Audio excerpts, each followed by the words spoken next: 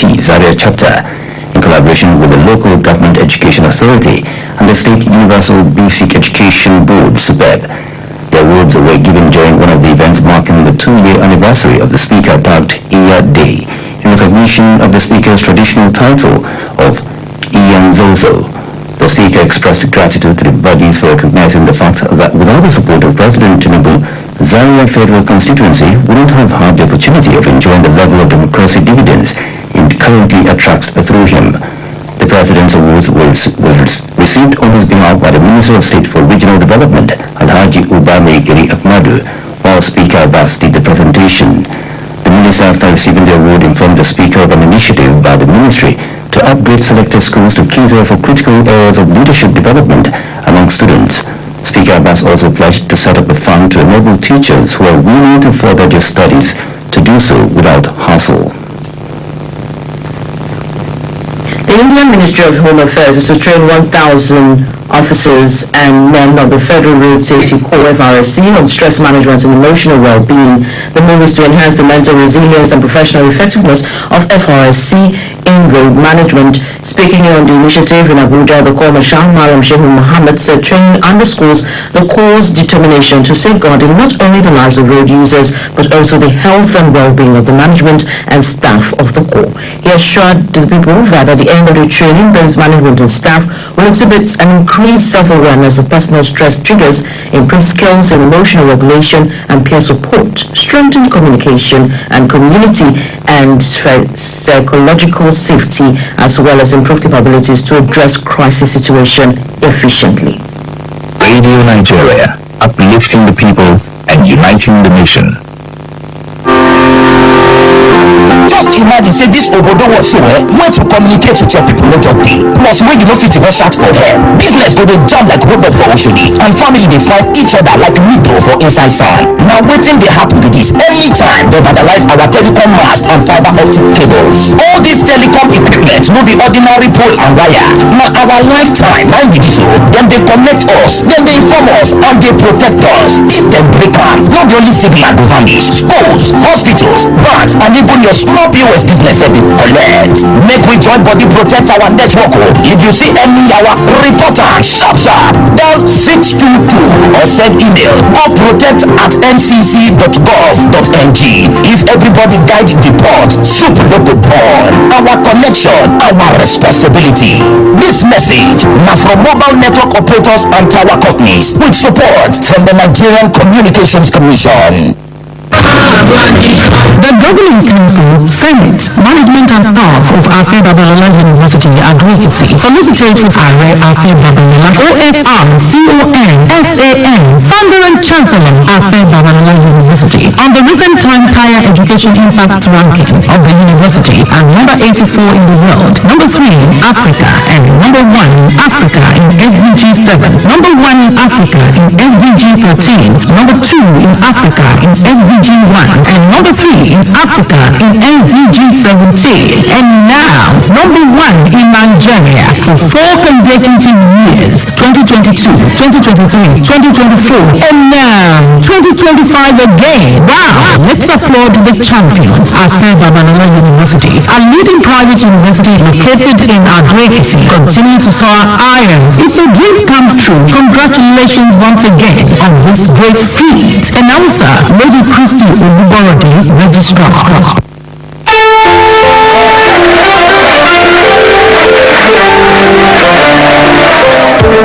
What has the National Drug Law Enforcement Agency, NDLEA, got to do with mental health professionals, whereas it is supposed to be waging battles with drug offenders? What are the hurdles NDLEA is facing during these operations? The agency has an account to render this Monday evening at 7:30 on Eagle Square, a public accountability program on Radio Nigeria Network Service. Kayode ABC has knocked at the gate of NDLEA and will be speaking with the agency's secretary, Shadrach Haruna, to render an account of how the battle against the illicit drug is being fought in the country. If you go around your own where you stay and you try to check 2-3 houses, you must see drugs. If you check around your premises or where you live, if you don't have one drug person in your house, you must see them in another house. Look into your family, check around. If there is none, you just at least see one person who's difficult. That's how prevalent it is. Being part of Eagle Square, where only the truth is good enough.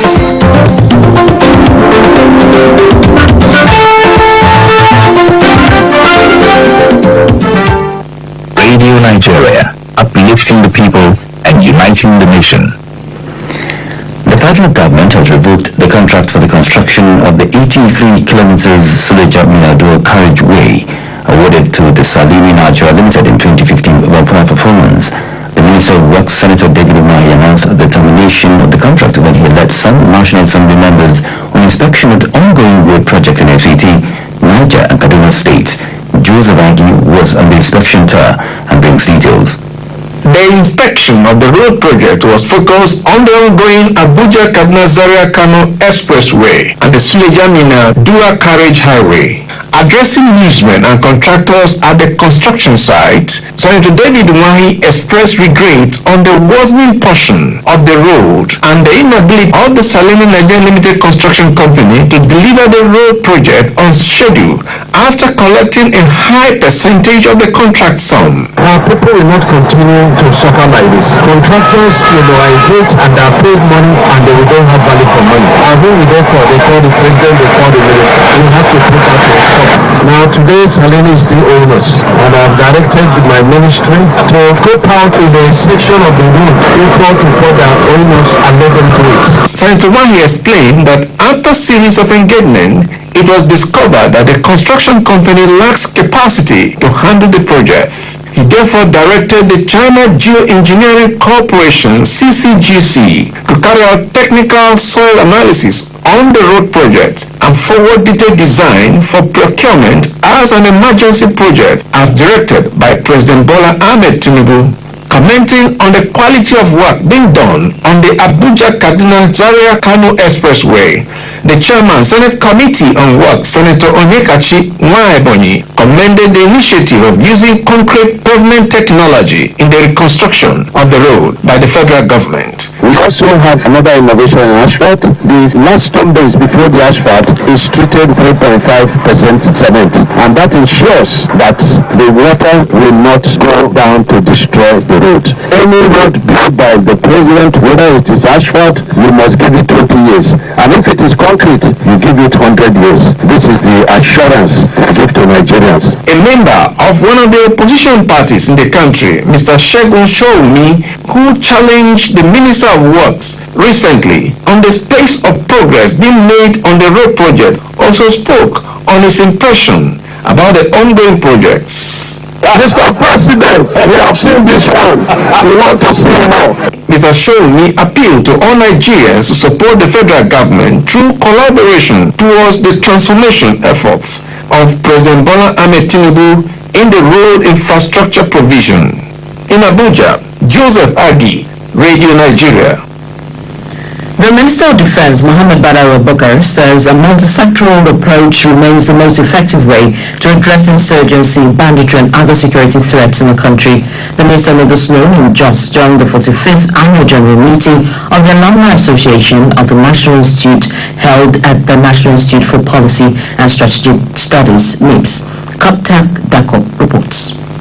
The Minister of Defense said the task of securing the country is a collective responsibility and disclosed that the collaborative efforts of the armed forces and other security agencies in fighting insecurity were already yielding positive results. The collaborative effort of the armed forces of Nigeria and other security agencies again are yielding positive results, leading to significant reduction in activities of insurgents and bandits, paving the way for economic activities to thrive and for IDPs to return to their ancestral homes. He described the National Institute for Policy and Strategic Studies and its Alumni Association as critical partners in finding solutions to national security and development challenges.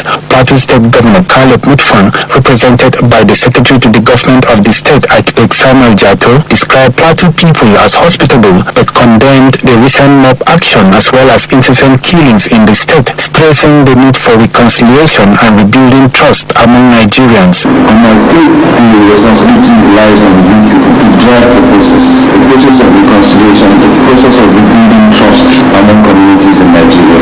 Because insecurity, the that is going on in the country, because people understand ethnicity and religion for me are the biggest problems. National President of the Alumni Association of the National Institute, AMI, Ambassador Emmanuel Okafo, said as a reservoir of knowledge and patriotism, AMI will continue to champion innovative policy solutions to multiple challenges facing Nigeria, such as economic instability, security threats, and youth unemployment, among others. As we reflect on our country's current trajectory, so that Nigeria faces multiple challenges, including youth bulge and unemployment, as well as erosion of public trust in government. Yet, we must remain hopeful and committed to our shared destiny. Keynote speaker Professor Okechukwu said restoring the essence, integrity, and honor of the country requires finding what went wrong and what can be done to improve unity, security, and better leadership culture, among others. The Sultan of Sokoto, His Eminence Alhaji Mohammed Saad Abubakar, while noting that more needed to be done to make the country better, emphasized that Nigeria must leverage the institute to further achieve national growth.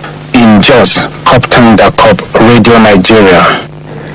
Governors elected under the platform of the All Progressive Congress, otherwise known as Progressive Governors Forum (PGF), have called for increased investment in surveillance technology by all tiers of government to curb the rising insecurity in some parts of the country.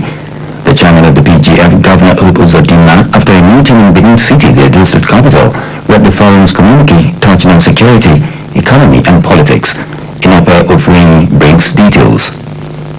On security challenges facing the nation, the progressive governors condoled with the people of Benue and Niger over recent killings in their areas and threw their weight once again behind community policing and grassroots intelligence system, which they said could prevent most attacks on communities. The forum observed a need for greater investment in surveillance infrastructure and the welfare of frontline personnel. They affirmed its collective resolve to support the Mr. President's national security architecture and also commend in a special way his recent action and visit to Benue State. The progressive governors acknowledged that the economic indicators were showing signs of recovery and insisted it was now time for expanded investment in food security, job creation, poverty eradication, MSMEs, and social safety nets for direct impact on ordinary Nigerians. The governors pledged continuous alignment with national objectives for the development of all sectors of the country. Members expressed satisfaction with the renewed coordination between the federal and state institutions, particularly the prioritization of fiscal reforms, food security, energy transition, infrastructural modernization, and social sector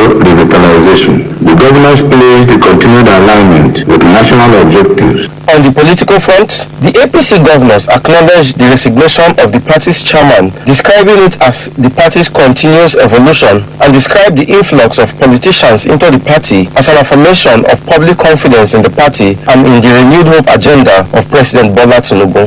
The forum affirmed that the APC remains the most institutionally coherent political platform in Nigeria, with an unmatched record of reforms, electoral success, and national unity. The PGF acknowledged the resignation of the national chairman of our great party. The Progressive Governors Forum reaffirmed their endorsement of President Bola Tinubu's government, policies and programs, as well as his re-election, and called on all Nigerians to join hands with the president to develop the country.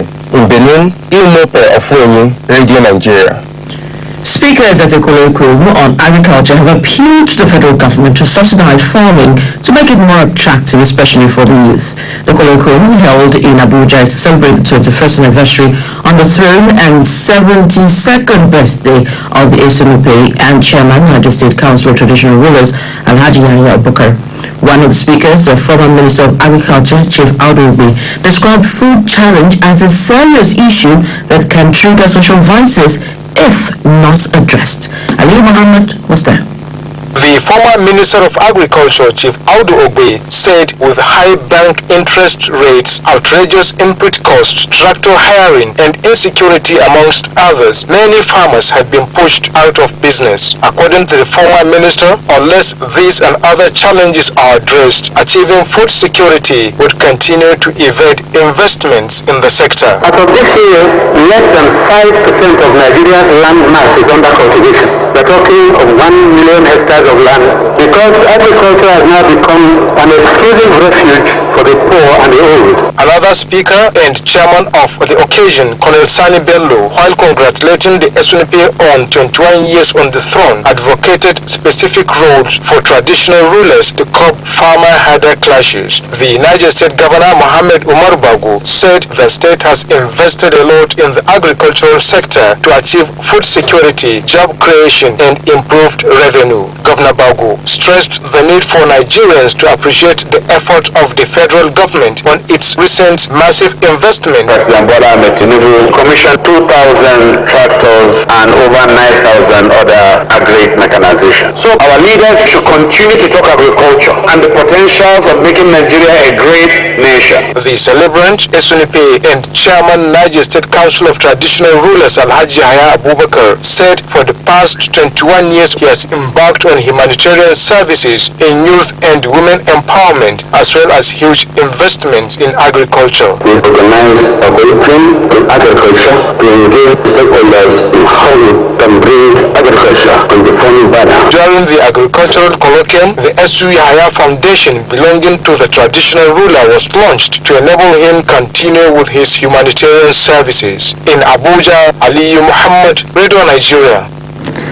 The federal government has reiterated its commitment to tackle cancer and other deadly diseases using advanced diagnostic tools and nuclear medicine. Minister of State for Health, Dr. Ishaq Salako, reiterated this in Abeokuta, Ogun State, during the launch of OncoSeq, a new blood-based test that can detect 9 high-mortality cancers, including breast, liver, lung, and stomach cancer. He said the test would help the early detection, one of the biggest challenges in cancer care in Nigeria. Dr. Salako also revealed that the Federal Medical Center Abeokuta has been selected to benefit from a new cancer center of excellence under the 2025 budget. OncoSeq is a very good armament in our drive to prevent cancer.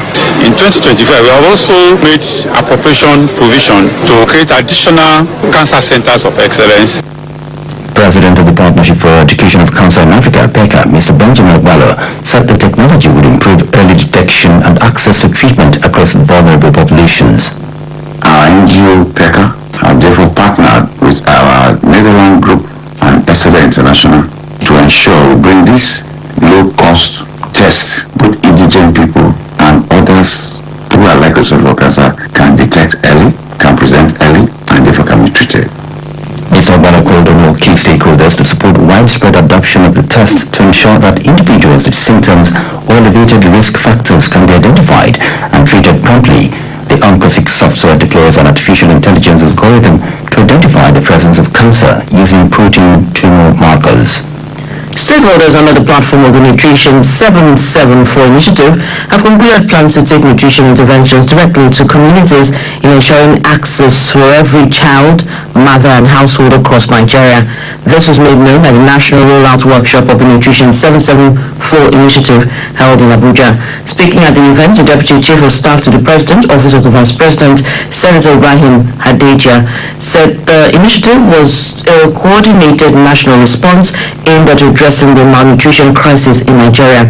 Represented by the Senior Special Assistant to the President on Public Health and Focal Person for Nutrition, Mrs. Uju Rochas Oluka, Senator Hadeja described the Nutrition 774 initiative as a rallying point for collective action.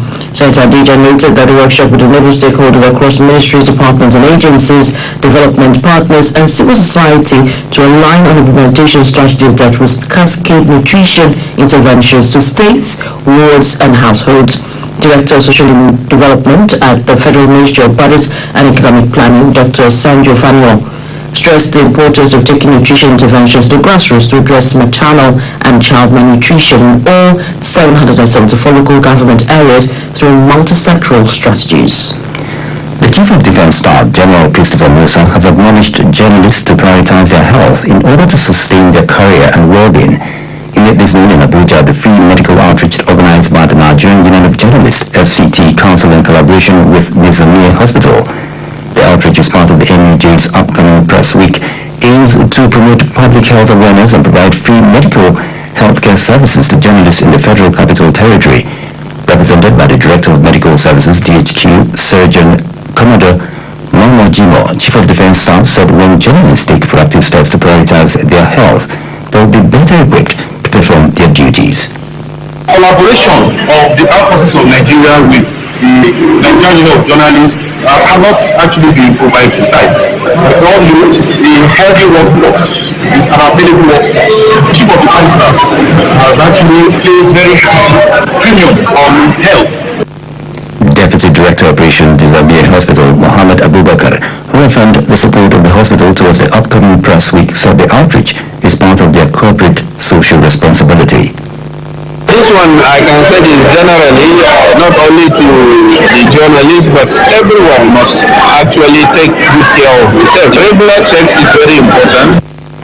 In a remark, the chairman, Nigerian Union of Journalists, NUJFCT Council, Comrade Grace Ike, said due to the nature of the job, journalists hardly find time to go for medical checkup, hence the outreach. Out there to see how we can get health insurance for our members. So with this, with the outcome of the various tests that will be conducted, definitely know which of the health insurance scheme we will embark on to assist members who can have barely go to the hospital or barely afford to take care of themselves. The medical outreach featured eye checkup, malaria, typhoid, blood sugar, blood pressure, and hepatitis test. Away from health, the Institute of Chartered Accountants of Nigeria, ACAN, says it is collaborating with government anti-corruption agencies, offering technical expertise, training and support in forensic investigation to combat the scourge of corruption. ACAN President Malam Haruna Yahya made this known in Abuja during the investiture ceremony of the 5th chairman of the Institute's Yahya Maraban District Society. Malam Yahya also revealed that the Institute has begun integrating artificial intelligence into accounting practices, aligning with modern trends and making the profession more appealing to the younger generation. We are positioning ourselves to digitalize our exam process and also to engage Gen Z. AI will be used to aid our activities. We don't believe that AI is taking over accounting jobs, but we will use AI to enhance our performance. Speaking on President Bola Tinubu's recent assent to 4 tax reform bills, the newly inaugurated 5th chairman of the District Society, Mrs. Kafilat Idris Adeni, an officer in the Finance and Accounts Department of the Federal Radio Corporation of Nigeria, commended the move as a welcome relief for tax-paying Nigerians. The new tax reform that was just signed brings great relief to every tax-paying Nigerians. With this new tax reform, all accountants are advised to advise their clients accordingly.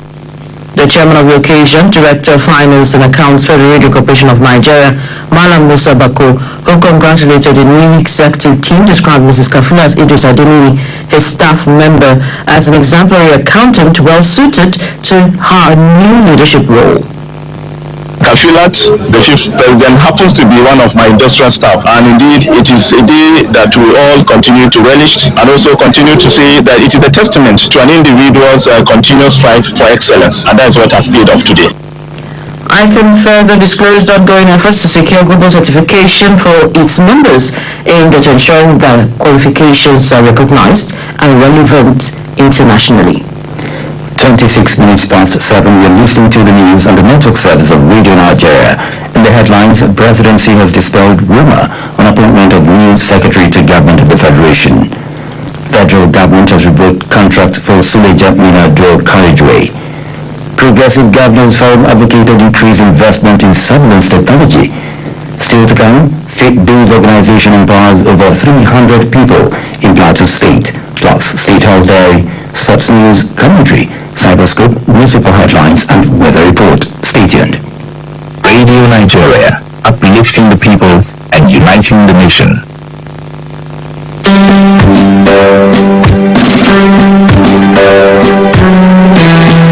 Every day, children across the globe suffer abuses of their human rights, which violates the United Nations Convention on the Rights of Children. For children living on the streets, it is almost impossible obtaining these rights. Rights like getting access to clean water, nutrition, basic social amenities, physical and psychological protection remains a dream. How have we fared as far as the welfare of our children is concerned? Join us every Sunday at 12:30 p.m. on the network service of Radio Nigeria as we beam our light on street children. Street children, giving voice to the voiceless and hope to the hopeless. Remember, every Sunday at 12:30 p.m. on the network service of Radio Nigeria. Don't miss it.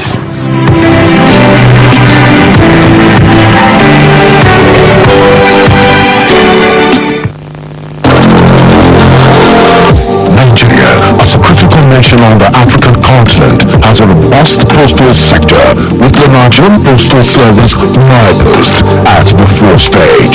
So, get to know the latest developments in MyPost and the nation's postal sector on the Radio Nigeria Network program, The Post Office, proudly brought to you by the Nigerian Postal Service MyPost. The Post Office magazine program, which comes up every Monday at 8:30 a.m. to 9 a.m. will feature interviews, news and spotlight on the operations of various departments and ventures of the Nigerian Postal Service MyPost. Don't forget to join the magazine program, The Post Office, on the network service of Radio Nigeria every Monday from 8:30 a.m. to 9 a.m. The Post Office is proudly brought to you by the Nigerian Postal Service MyPost. MyPost, service excellence. Radio Nigeria, uplifting the people and uniting the nation. A faith-based organization under directorate of the Dr. Isa El-Buba Foundation has empowered over 300 people, mostly women, in Jos Plateau State. Speaking after the product exhibition, the global leader, Dr. Isa El-Buba, charged wealthy Nigerians to always give back to society. Josiah Buzun has the report.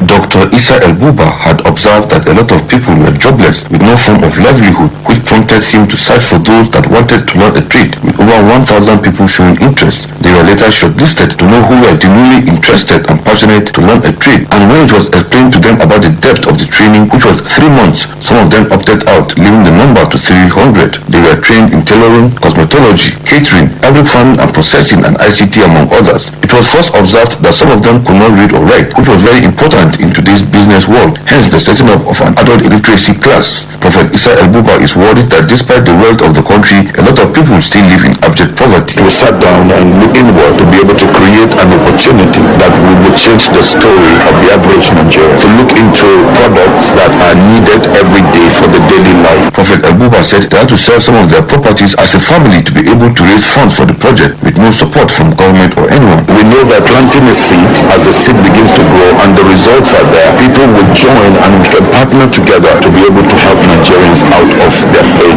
My word to the elect is you never start living until you start touching lives. He also mentioned that the products are of international standard. Prophet El-Buba said although the church is responsible for the empowerment program, almost 80% of the beneficiaries are Muslims, noting that the aim is to break down the walls of division. The National Director of the King Solomon Empowerment Initiative, Dr. Alex Baba, said they have some plans for the beneficiaries. From the exams they have written so far, the best of the best will retain. So by July, we are going to start commercial businesses, not necessarily for profitability, but to give these people an opportunity to work by themselves. Baba said they are providing them with infrastructure, facility and capital. The regional coordinator, North Central Zone of the Nigerian Export Promotion Council, Mrs. Julie Omoke, affirmed that the products are of excellent value and ready for market. All that they need to do is to get their packaging right and then get the NAFDAC registration and then they are good to go.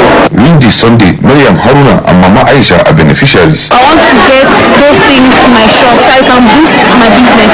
Before I don't know how to do makeup, but now I know how to do makeup very well. Light makeup, wedding makeup, professional makeup. But adult training, I can read or write. Special prayers were offered for the beneficiaries to excel in their chosen field. From Jos, Josiah Butsun, Radio Nigeria. Christians across Nigeria have been encouraged to embrace forgiveness, love and charity as vital pillars of the gospel and essential tools for fostering peace in the nation. This was the call made by President Osamune Osade, President of the Church of Jesus Christ of Latter-day Saints, during the state's annual conference in Lagos. President Osade emphasized that if Christians commit to forgiving others sincerely from the heart, national unity and peace will significantly improve. Innocent honor was at the event. The event brought together members of various wards under Ojodu Stake, including Ojodu, Oba, Ebafo, Akute, Iju, Omole, and Mowe. President Osadiaye warned against harboring resentment, stressing that bitterness contradicts the teachings of Christ. Quoting from the Gospel of Luke, he reminded members of Jesus' words on the cross, urging believers to follow Christ's example of forgiveness no matter the offense.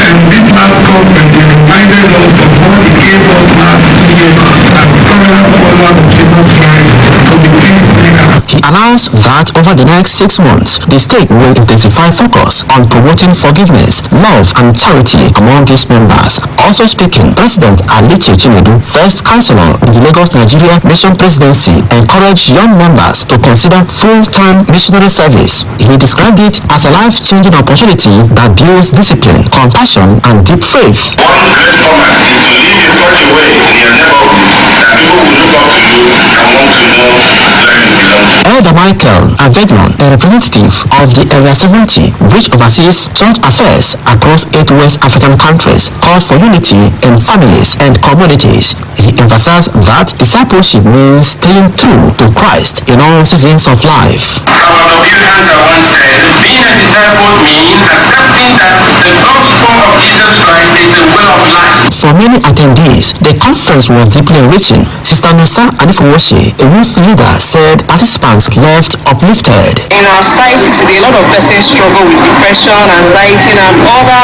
concerns. It's a reminder for us today to show love to one another, to care for one another, provide comfort or assistance to others. The conference concluded with a vote of confidence in the current Ojodu State leadership, reaffirming members' commitment to spiritual growth and unity. In Lagos, Innocent Honor, Radio Nigeria.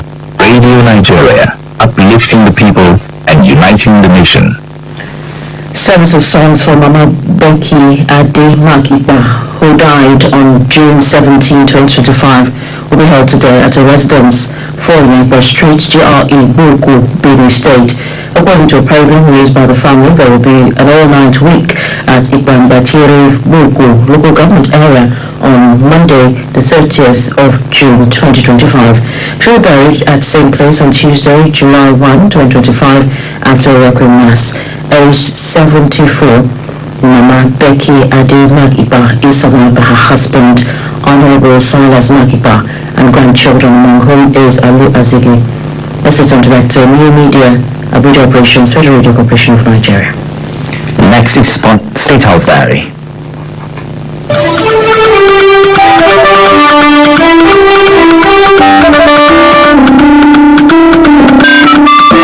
Welcome to another edition of State House Diary as we review last week's activities at the Presidential Villa, the seat of government. I am Amuludun 99.1. President Bola Tinubu arrived in St. Lucia yesterday, marking the first leg of his two-nation trip to the Caribbean and South America.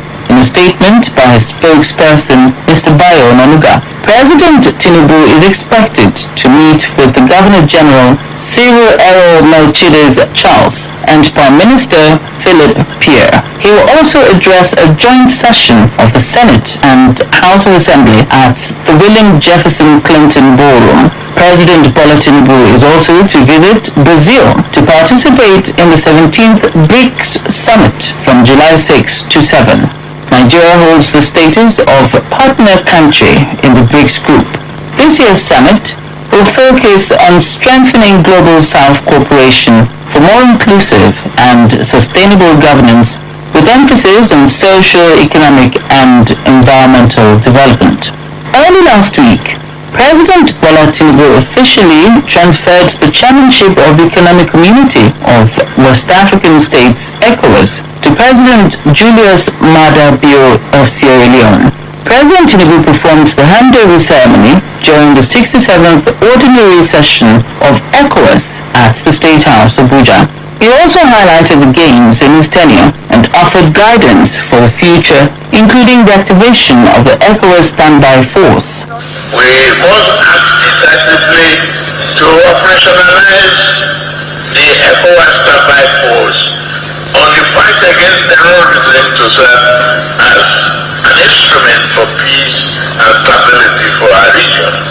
President Tinubu also declared that Nigeria's agricultural revival had begun as he commissioned 2,000 tractors for nationwide deployment under the Renewed Hope Agricultural Mechanization Program. The commissioning ceremony marked the program's formal launch at the National Agricultural Seeds Council Sheda along Abuja-Lokoja Expressway.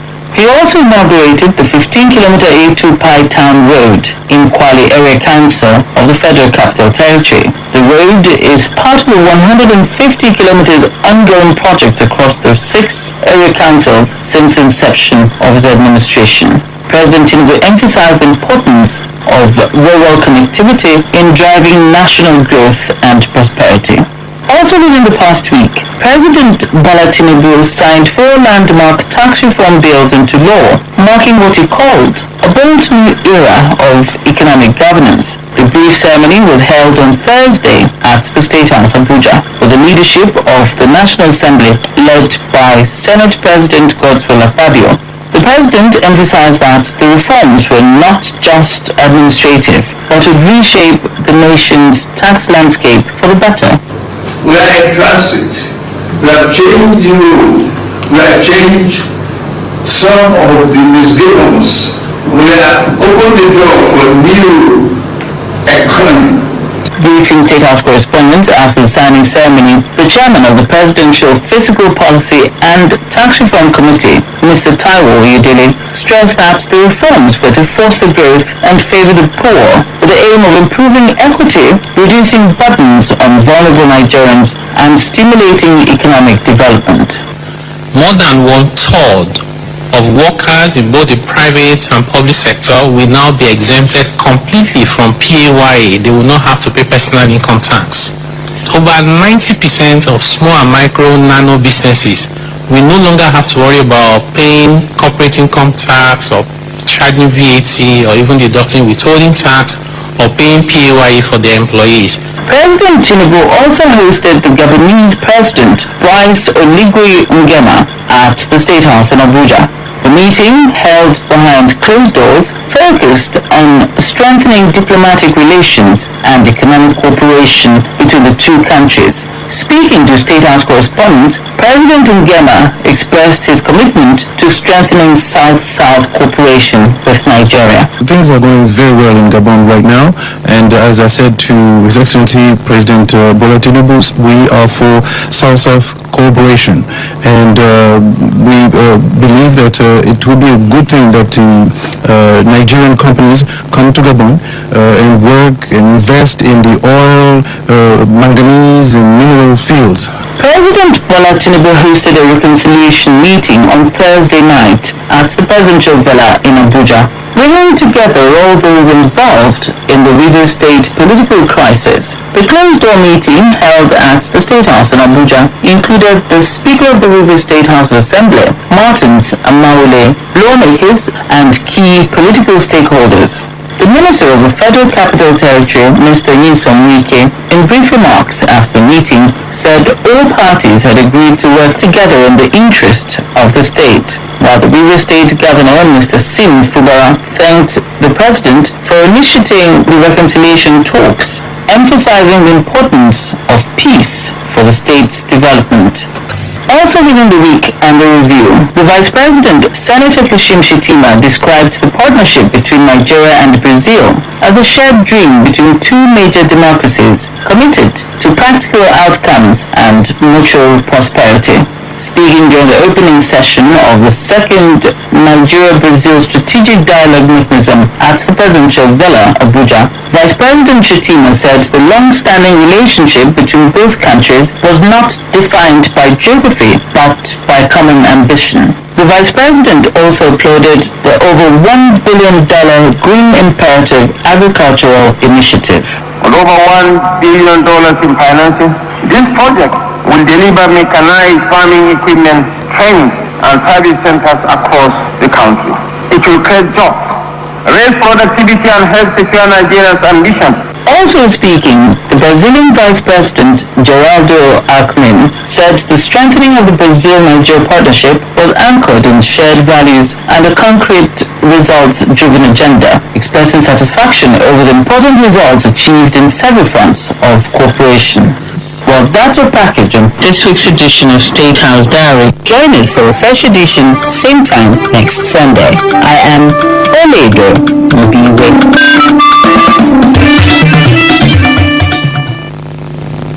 Rivers Angels Choir United crowned champions of the 2025 President Federation Cup as Super Falcons of Nigeria clash with Ghana in warm-up friendly ahead of the Africa Women Nations Cup, built to get underway in Morocco by weekend. Alambod Atoya guides us through this first package. Multiple champions Rivers Angels won the President Federation Cup for a record 10th time on Saturday following a 4-2 penalty shootout triumph over Nasarawa Amazons in the final. The Port Harcourt played its fourth from a 2-goal deficit to level scores 2-2 in regulation time in the thriller at the Mobolaji Johnson Arena in Lagos. Okoyat Shebowale had given the Lafia-based side the lead on 7 minutes and made it 2 before half-time. In the second half, Taiwo Ajibade scored 1 for Rivers Angels on 57 minutes as former Flamingos of Nigeria midfielder Taiwo Afolabi chipped in the equalizer on 62 minutes, forcing the contest into the lottery of penalties. Esther Desoji missed the first kick in the shootouts for the Christopher Danjuma guided girls as Rivers Angels converted 3 straight kicks before goalkeeper Andalin Ubechi saved Ayatsi Hembafan's efforts and then scored the last kick for Rivers Angels to win the trophy for the Tosan Blankson coached team. Rivers Angels won the competition previously on 9 occasions in 2010, 2011, 2012, 2013, 2014, 2016, 2017, 2018 and 2024. In the men's competition, Kwara United made history after pipping Abakaleke FC 4-3 on penalties to clinch their first ever President Federation Cup trophy on Saturday. The final of the 2025 edition had ended 0-0 at the Mobolaji Johnson Arena in Lagos, with their Fonja Warriors taking home the crown after the tension-soaked shootout. The victory by the Harmony Boys, coached by Tunde Sani, over the Ebonyi-based Nigeria National League side, handled by ex-international and Green Eagles legend Ifeanyi Onyedika, threw the Kwara supporters and Governor Abdurrahman Abdulrazak into frenzied celebrations. The Super Falcons of Nigeria and the Black Queens of Ghana will today reignite another rivalry known as the Jollof Derby. The friendly game, which will hold in La Nouria, Morocco, is built to kick off at 5 p.m. Nigerian time. The Ghanaians are going into the match after a 3-1 win against Malawi and a 4-2 comeback victory over Benin Republic in recent friendly ties, while the Nigerians played a barren draw against Portugal and defeated Cameroon 2-0.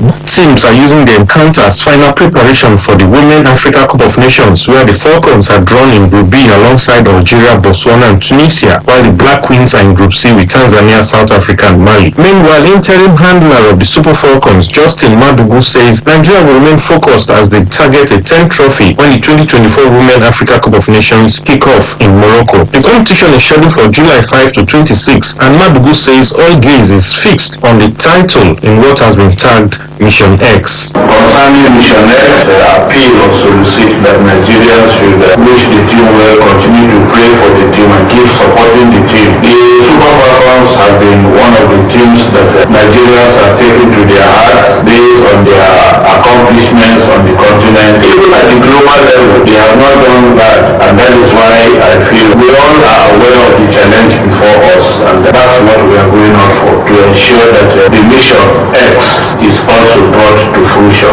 In the same vein, former Super Falcons striker Desire Paranozi says women's football in Africa has evolved and has become more competitive. He said the forthcoming edition of the Women Africa Cup of Nations will be fiercely contested for, though Nigeria, South Africa and host Morocco are favourites, with Zambia a team to watch. Nigeria can still win it, South Africa and Morocco can win it. These are the top 3 teams I think that will stand a very good chance of winning it. We used to have 2 groups in the past, but now we have 3 groups, and we have the likes of Algeria. There are a lot of players that play in France because they didn't get the opportunity to play in the French national team. They have to opt to play for Nigeria, Botswana, who have also qualified. Zambia, current African best player at the moment. So it's going to be tough. Ghana is also back at the tournament, so it's really going to be very tough. The Super Falcons are 9-time African champions and are looking for an historic 10th win in Morocco. They begin their campaign next Sunday against Tunisia from 5 p.m. then take on Botswana on Thursday, July 10 at 8 p.m. before rounding off their Group B challenge against Algeria on Sunday, July 13 at 8 p.m. Defending champion South Africa flourished under coach Desire Ellis, leading to their conquest in 2022, while hosts Morocco are hoping to capitalize on home advantage to win the title. Palmeiras became the first side to reach the quarterfinals of the new-look FIFA Club World Cup on Saturday night after beating fellow Brazilians and Copa Libertadores holders Botafogo 1-0 after extra time at the Lincoln Financial Field in Philadelphia. Substitute Paulino scored an extra time winner on 100 minutes to settle the Brazilian battle of attrition. In the late kickoff, Chelsea defeated Benfica, winners of the South American Champions League in 2020 and 2021. Palmeiras will now stay in Philadelphia for a quarter-final tie next Friday against Chelsea. I am Alambo Datunye. Overnight commentary, which is on the media and musical content. It is written by Jilaji Dokuma, a visually impaired corps member in Nasarawa State. An arrangement of logical sounds and lyrics in the midst of silence to create an audio sequence in order to make a statement is referred to as music. It can simply be considered as the composition of melodies and instrumentation. Music, though an abstract art, plays tangible roles in the areas of communication, entertainment, information and enlightenment, which also correlates with the objectives of the media. Media in this context is from the word medium, which is a converging platform that ensures the instantaneous passage of social contents ranging from information, entertainment, enlightenment, communication, education, and lots more using the newspaper, radio, television, and of recent, the internet. In view of this conceptual conglomeration, there is a need to identify and explore the roles of music in the media space, especially in information passage. This is a rich and literally commonest role of the media. One very good means of passing this information is through music. Music, through the media, is an instrumental factor in passing information. The radio, for instance, is one of the oldest medium of electronic broadcasting. It is notable for serving various distinct societal functions, including airing live and recorded broadcast programs that are directed towards the public good. Radio stations indispensably use music to transmit audio content to a geographically dispersed audience in the forms of news, sports, and other broadcast shows. Information put into music is durable due to the fact that it sinks not just in the mind, but the human soul across gender and demographic differences. Words, they say, are transient, but music returns memory. An American female piano teacher, Kathy Benedict, recommended music as among the best forms of maintaining communication and information. No wonder when diseases considered being global pandemic, such as the Ebola virus and lately COVID-19, were ravaging the world. Music through the media was the primary mechanism for an effective enlightenment campaign.